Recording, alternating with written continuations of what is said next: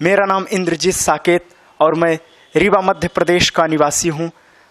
रीवा मध्य प्रदेश में देव तालाब क्षेत्र के नई गढ़ी से 1 किलोमीटर दूर ग्राम पोस्ट भलुहा और मेरे पिता का नाम श्री संतलाल साकेत है। इससे पहले मैं 1 से लेकर के कक्षा 8वीं तक रीवा में श्री यमुना प्रसाद शास्त्री नेत्रहीन विद्यालय में अध्ययन किया और 9 से 12वीं, अब इस बार मेरी 12वीं है और मैं कक्षा 12वीं में अध्ययनरत हूँ।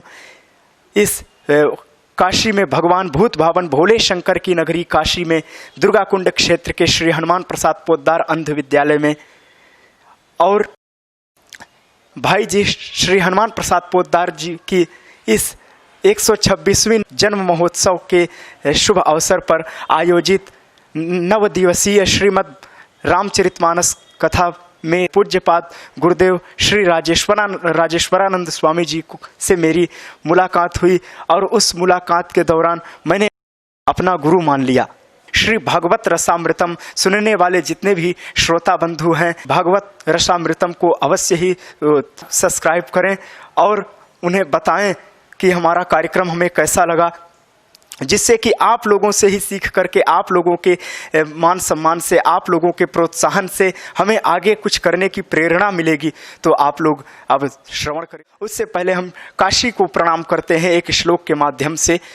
विश्वेशम माधवम ढुंढिम दंडपाणिम च भैरवम वंदे काशीम गुहाम गंगाम भवानीम मणिकर्णिकाम नमः पार्वती पतये हर हर महादेव।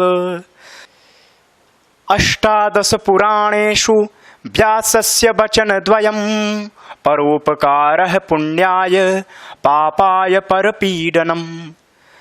हमारे इस हिंदू धर्म में 18 पुराण हैं, 18 महापुराण और 18 उप पुराण हैं।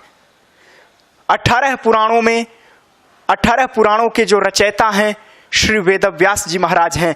उन्होंने सिर्फ 2 वचन कहा है कि पुण्य के लिए परोपकार करना चाहिए। पर जमा उपकार, यह गुण संधि के माध्यम में है, गुण संधि का है।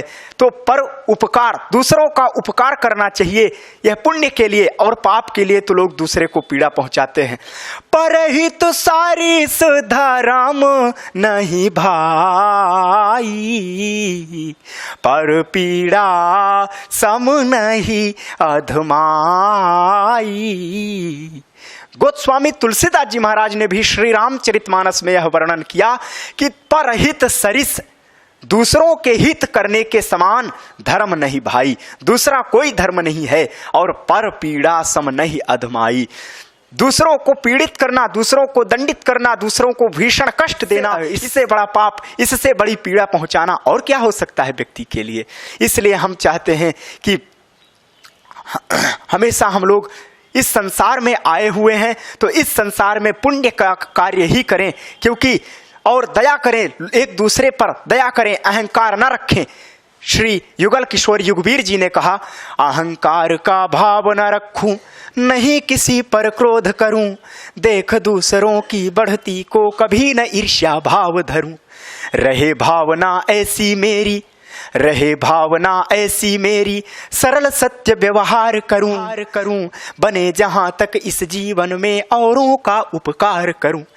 दूसरों का उपकार करना चाहिए। आज जितने भी ग्रंथ हैं, जितने भी वेद, महाभारत, शास्त्र, उपनिषद, सब यही उपदेश देते हैं, यही हम लोगों को संदेश देते हैं कि दूसरों का उपकार करना चाहिए।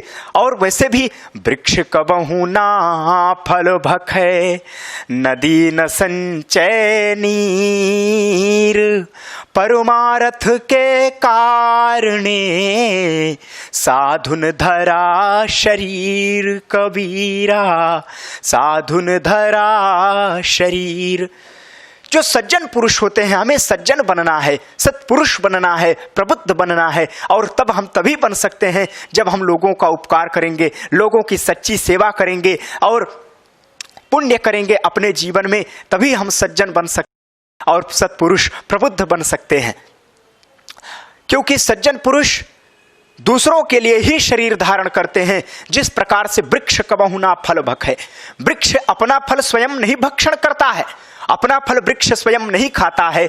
और नदी न संचय नीर, नदी अपना जल स्वयं नहीं पीती है। न परोपकाराय वहन्ति नद्याः परोपकाराय फलन्ति वृक्षाः, दूसरों के उपकार के लिए नदियां बहती हैं और दूसरों के उपकार के लिए वृक्ष फल देते हैं। दूसरों को कहते हैं कि सज्जन पुरुष को यदि हम कुछ कठोर वाणी भी बोलते हैं फिर भी वह दया के ही पात्र हो, वो दया ही करते हैं लोगों पर। जिस प्रकार से फल में, वृक्ष में जितते वो पाहन हने उतते ही फल देत, जितने हम पत्थर मारते हैं, वृक्ष को पत्थर मारते हैं लेकिन वृक्ष उसी प्रकार से फल देता है। तो ऐसे परोपकारी वृक्षों से हमें सीखना चाहिए। और इस संसार में सीखने के लिए तो हमारे पास जिससे चाहे उससे सीख सकते हैं।